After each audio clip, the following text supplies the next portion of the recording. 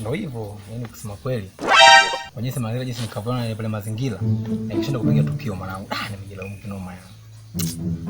Sema nikusikitikia sana Michael. Kwa sababu wewe ni mnyonge. Tena mnyonge. Mtoto mzuri upo naye ndani. Unashindwa kung'oa. Wewe hujui yule ni mlokole. Walokole wana kazi. Unajua kukutana na walokole wewe. Nisikize nikwambie. Mpaka tuoane. Unajua kukutana nacho kitu. Wewe, koma kuoana hiyo vipi? Hakuna mlokole, hakuna Muislamu, hakuna siji mloma, hakuna siji nini.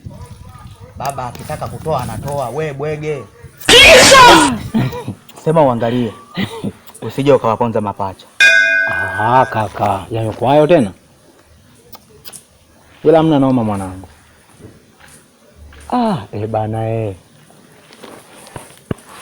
unaona toto lile?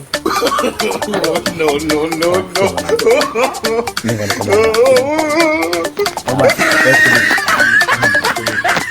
Mimi hapa ndo donto nini? Mimi si ndio muona?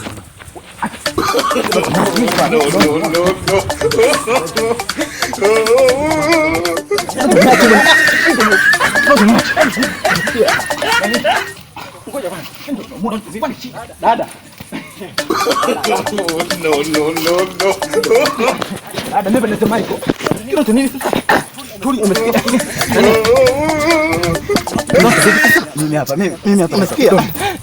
Dada, umesikia kweli? Umesikia nani? Dada, umesikia? Mimi jina langu Michael. Dada, nini sasa niache? Umesikia dada? 06 umesikia? Shika. Nani wewe? Sasa nini? Umesikia dada? Nani umesikia?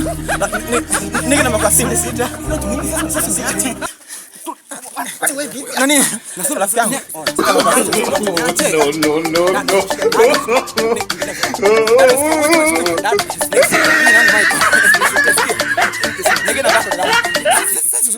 Vipi? Michael, dada. Hem tuondoke wewe. Unaona sasa? Sasa unataka wewe. Utaponda mapacha ndio unataka wewe. Nani aponde? Nawapenda wako.